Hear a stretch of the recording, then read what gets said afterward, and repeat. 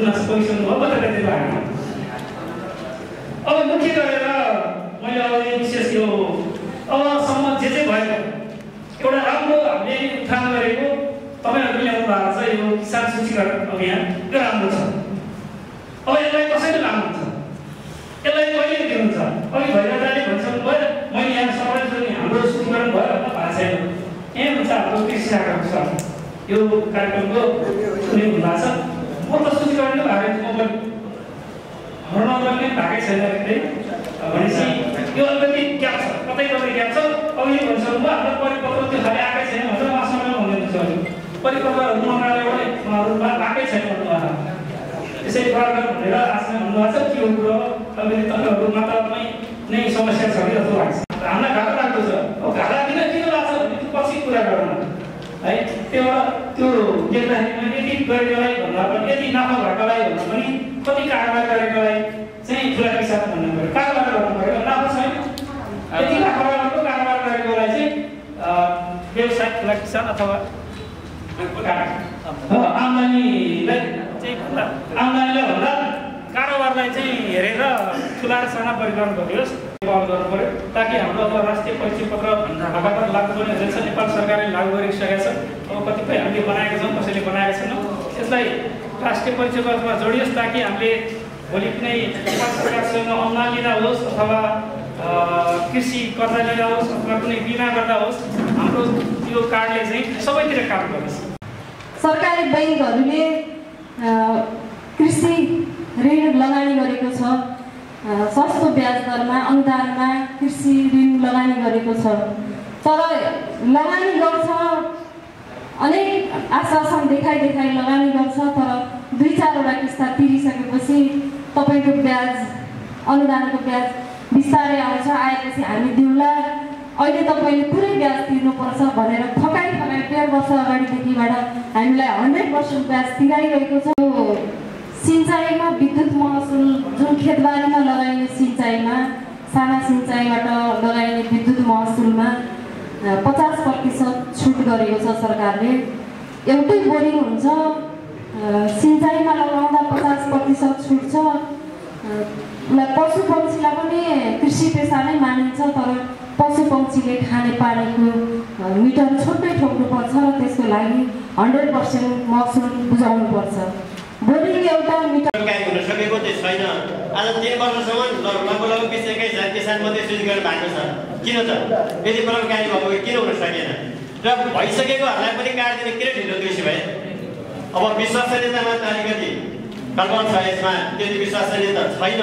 किनभने अब चाहिँ एउटा लाइसेन्स चाहिँ पैसा तिरेको 3 वर्षसम्म लाइसेन्स लिनु भएर आउँदैन यो राज्यमा। अब सूचीकरण गरेर काटेर किसानलाई सेवा सुविधा दिन्छ भन्ने चाहिँ यो कतिको विश्वसनीय छ त्यसलाई पनि सँगै लाग्छ कि महानगरले यो पनि बुझ्न सकिएन। लघु सिँचाइ तपाईँको 26 साल भनेर अभियानको चितवनमा त्यो सबै राज्यको चाहिँ कुराहरू छन्, सबै जोतेर तपाईँको चाहिँ खेती गर्ने कामहरू भएको छ। त्यो हेरी निकायको हो यो अन्तर्गत पर्छ कि महानगर अन्तर्गत पर्छ कि धेरै ठाउँमा कुरा राखियो। चितवन सिँचाइमा गइयो कुरा सुनाइ भएन।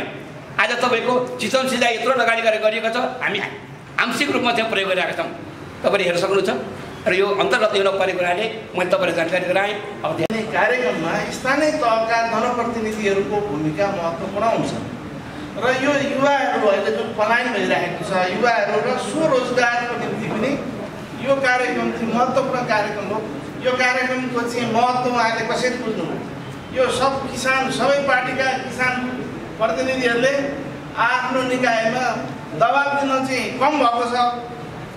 किसान मैत्री नेता भएन भने भोट दिँदैनौँ भन्न सक्नु पर्यो नि हामीले। अनि यो कार्यक्रममा उहाँले पढ्नुहुन्छ नि, यहाँ किसानको सूचीकृत भएन। यहाँ सरले कतिपय ठाउँमा त त्यो डाटा त 0 देखियो नि त होइन। त्यस्तो कार्यक्रममा चाहिँ हाम्रा प्रतिनिधिहरूको यहाँ चाहिँ उपस्थिति चाहिँ न्यून देखियो। हामीले सङ्घबाट के गरेका छौँ भने सशर्त उसमा अनुदानमा सम्बन्धित पालिकालाई बजेट पठाएका छौँ। सम्बन्धित पालिकाको कृषि तथा पशुपक्षी हेर्ने साथीहरूले यो किसान सूचीकरणको कार्यक्रम चाहिँ कोर्डिनेट गरिराख्नु भएको छ अहिले। त्यस कारणले गर्दाखेरि यो जिम्मेवारी कसको हो भन्ने कुरा जुन प्रश्नहरू उठाउनु भएको छ, यो जिम्मेवारी भनेको हामी सबैको, सङ्घको पनि हो, प्रदेशको पनि हो, स्थानीय सरकारको पनि हो। त्यही कारणले गर्दाखेरि हामीले अहिले अन्तर्क्रियामा जुन हामीले सहभागीहरू बोलाएको छौँ, हामीले विभिन्न पालिकाहरूबाट प्रमुखहरू उपप्रमुखहरूलाई पनि बोलाएका छौँ। त्यस्तै विभिन्न ठाउँमा बसेर काम गरिराख्ने हाम्रो प्रतिनिधिज्यूहरूलाई पनि बोलाएका छौँ, किसानहरूलाई पनि बोलाएका छौँ, अनि त्यस्तै विभिन्न कार्यालयबाट प्रतिनिधिहरूलाई पनि बोलाएका छौँ। अघि हाम्रो आसन ग्रहण गर्ने क्रममा हाम्रो सरले खगेन्द्र सर कसैलाई छुटाउने कसैलाई लिने भन्ने हाम्रो छैन। यो चाहिँ सबैभन्दा अहिले भनेको स्थानीय तह हो। स्थानीय तहमा पनि जसले कोर्डिनेसन गर्नुभएको छ कृषि तथा पशुपक्षी शाखामा बसेर गर्नुभएको छ, यो नेपाल सरकारबाट 2077 सालदेखि नै 3 लाखको पैसाको दरले आएको थियो। अब हजुरहरूलाई म के अनुरोध गर्न चाहन्छु भने यहाँ किसान सङ्घबाट प्रतिनिधिहरू हुनुहुन्छ, उहाँहरूले पनि तपाईँहरूले सम्बन्धित पालिकालाई गएर घचाउनु पर्यो। यो जस्तो यो भनेको पालिका प्रमुख हो, उपप्रमुख हो, कर्मचारीहरूको सबै हामीको सामूहिक जिम्मेवारी हो। यो हुँदाखेरि केही पालिकाहरूले जस्तो हजुरहरूले अर्को पनि प्रश्न के सोध्नु भएको छ भने यो परिचय पत्र कहिले दिनुहुन्छ भन्नुभएको छ। खालि यसलाई चाहिँ अहिले हामीले के गर्न भएको छ भने जुन डेटा आएको छ त्यो डेटालाई अघि जुन हाम्रो क्राइटेरिया छ त्यो क्राइटेरियाको आधारमा सिस्टमले नै 4वटा क्याटेगोरीमा किसानहरूलाई बाँड्छ र यही वर्षदेखि नै परिचय पत्र बाँड्दै जाने भन्ने कुरा छ। अब के छ भने अनि अर्को पनि कुरा गर्नुभएको छ तपाईँहरूले सेवा सुविधा के हुन्छ भन्ने कुरा गर्नुभएको छ। यो सेवा सुविधा चाहिँ जस्तो अहिले कोशी प्रदेशले चाहिँ के गर्नुभएको छ, जो यो सिस्टममा चाहिँ आबद्ध हुनुभएको छ उहाँहरूलाई चाहिँ सेवा सुविधा चाहिँ दिँदै जानुभएको छ। त्यो हुँदाखेरि जब हामीले यो सिस्टममा जोड्दाखेरि अघि नै भनेको थिएँ, तपाईँहरूले पनि भन्नुभएको थियो 1 रोड पोलिसीबाट चाहिँ यो अनुदानहरू जानुपर्छ। यो 1 रोड पोलिसी फलो गर्न सजिलो छ।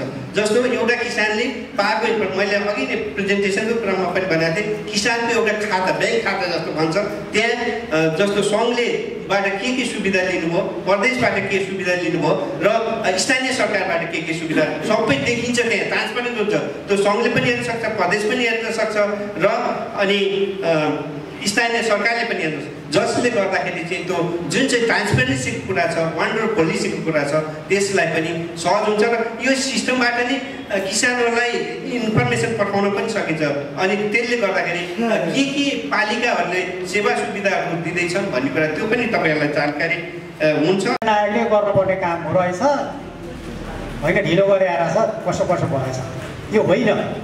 हामीले त नेपाल सरकारलाई सहयोग गरे, कृषि तथा पशुपक्षी विकास मन्त्रालयलाई, नेपाल सरकारलाई यो कार्यक्रम सम्पन्न गर्नका लागि राष्ट्रिय किसान आयोगले पहल कदमी लिएको हो, सहयोग गरेको हो। छलफल अन्तर्क्रियामा हामी चाहिँ सरोकारवाला निकायलाई चाहिँ सहभागी बनाएर अभिमुखीकरण गरौँ, यसको महत्त्व अलिकति चर्चा गरौँ भनेर हामीले यो काम सुरुवात गरे। म विनम्रताका साथ अनुरोध गर्न चाहन्छु, यहाँले यो विषयलाई यसरी बुझिदिनु होला। यो नेपाल सरकारको र अन्त्यतः ऐनद्वारा खाद्य अधिकार तथा खाद्य सम्प्रभुता ऐनले चाहिँ के भन्छ त भन्दा किसानहरूको पहिचान र वर्गीकरण गरिनेछ। दोस्रो दफामा पहिचान र वर्गीकरण गरेर परिचय पत्र स्थानीय तहले उपलब्ध गराउनेछ। के भयो त? तर कहीँ यहाँ देखियो अहिले पनि काम सुरु भएर छ, होइन? अब पढाइ गर्नु पर्यो, पढाइ के गर्नु भन्दाखेरि अनुरोध आग्रह गर्नु पर्यो। अर्को त के हुन्छ र पढाइ जहाँ राम्रो काम भएको छ यो अनुभव लिनु पर्यो, अन्यत्र चाहिँ अलिक तर्ताएर गर्नु पर्यो, यसरी नै लानु पर्यो। र यो वर्ष नेपाल सरकारको चाहिँ नीति कार्यक्रम र बजेटले के भने हो भने यो वर्ष सूचीकरण सकेर वर्गीकरण सकेर परिचय पत्रको बाँड्ने काम सुरु गर्ने भनिएको छ। त्यसो भएको हुनाले सम्भवतः परिचय पत्र बाँड्ने काम हामी सुरु गर्छौँ होला। ढिलाढाला भइरहेछ, अनेक भइरहेछ, यसको सबै जिम्मेवार राष्ट्रिय किसान आयोग होइन, सम्बन्धित पक्षको ध्यान आकर्षण भएको छ। साथीहरूले धेरै उठाउनु भएको छ, के गरेको छ किसान आयोगले, गरेको छ कि छैन, सुनिएको पनि थिएन। कसैले सुनेको कुरा पनि गर्नुभयो, कसैले राम्रो काम गरेको कुरा पनि गर्नुभयो। अब यसमा आफ्ना बारेमा किन यहाँ धेरै चर्चा गर्नु पर्यो र यहाँहरूले चाहिँ राष्ट्रिय किसान आयोगको वेबसाइट गएर अन्य हिसाबले चाहिँ अध्ययन अनुसन्धान गर्नुहोला। हामीले अब सक्दो गरेका छौँ। यो निवेदन गर्न चाहन्छु। अब एक दुईवटा कुरा अलिक निराशाजनक कुराहरू आए। कृषिमा त निराशै स्थिति छ होइन। अब निराशामाथि अर्को निराशा मैले किन पोखौँ? केही उत्साह भर्ने खालको कुरा गर्न पऱ्यो। राम्रो हुन्छ मेरा लागि, हामी सबैको लागि, राज्यको लागि, किसानको लागि। त्यो हो कुरा। एउटा उदाहरण दिन्छु मैले। हिजो पनि यो मैले अस्ति पनि धुलीखेलमा भनेको थिएँ त्यस्तै कार्यक्रममा। यस वर्ष धानको उत्पादन सबैभन्दा बढी ऐतिहासिक ढङ्गले उत्पादन भयो। 59,55,000 मेट्रिक टन धान यो मुलुकमा उत्पादन भयो। कस्तो बेलामा भयो त भन्दा बागमती प्रदेशमा मुख्य गरिकन बागमती प्रदेशमा अविरल वर्षा, बाढी, डुबान, पटान र सम्पूर्ण तहस नहस भइरहेको स्थितिमा धानको उत्पादन त्यसरी अझ यो नभएको भए 60-61 लाख मेट्रिक टन धान उत्पादन हुने रहेछ। अनि यो भएको कि नभएको हो? हुन त साथीहरूले हेरिसक्नु भएको होला जस्तो पनि लाग्छ। सामाजिक सञ्जालमा फ्याट्ट आइहाल्छ, हामी हेरिहाल्छौँ, त्यसमा हामी अपडेटै छौँ। विश्व ब्याङ्कले एउटा रिपोर्ट हिजो सार्वजनिक गर्यो। त्यो रिपोर्टले के भन्यो भने हामीसँग अब गरिबी छैन भन्दा पनि हुन्छ।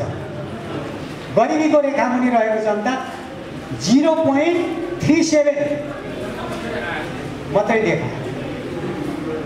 आजभन्दा तपाईँको 30 वर्ष अगाडिको कुरा गर्नुहुन्छ भने हाराहारी 50% गरिबीको रेखामुनि रहेको जनसङ्ख्या वात्तै घटेर 1% भन्दा कम आइरहेको स्थिति छ। यो भएको किन हो? परिवर्तन गरेका छ। किसानहरूले मूल्य पाएन गएको 2 वर्षमा। समर्थन मूल्य घोषणा गरेर राज्यले पाएन मूल्य। त्योभन्दा अगाडि त पाएका थिएनन् त्यसरी।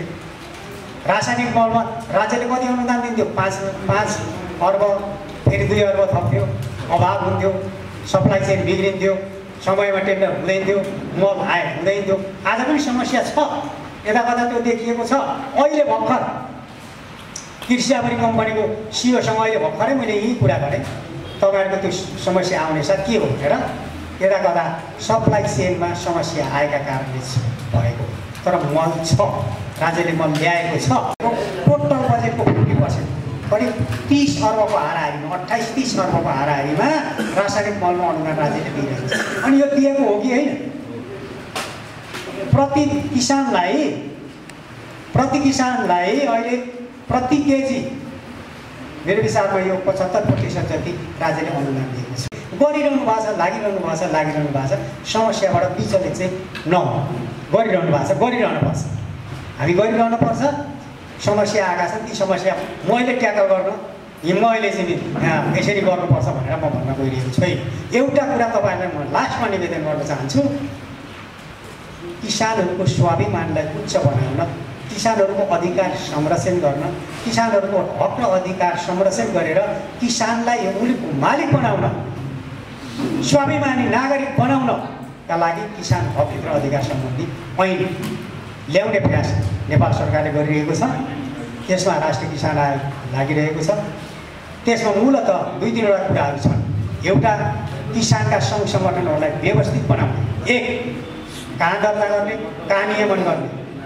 दर्ता हुन पर्दैन, नियमन हुनु पर्दैन, उनको प्रतिनिधित्व सुनिश्चित हुनु पर्दैन, निर्णय गर्ने प्रक्रियामा सामेल गर्नु पर्दैन, नीति निर्माण गर्ने थलोमा किसानहरूलाई पुर्याउनु पर्दैन, संस्थागत वैधानिक ढङ्गले प्रतिनिधित्व गराउनु पर्छ कि पर्दैन?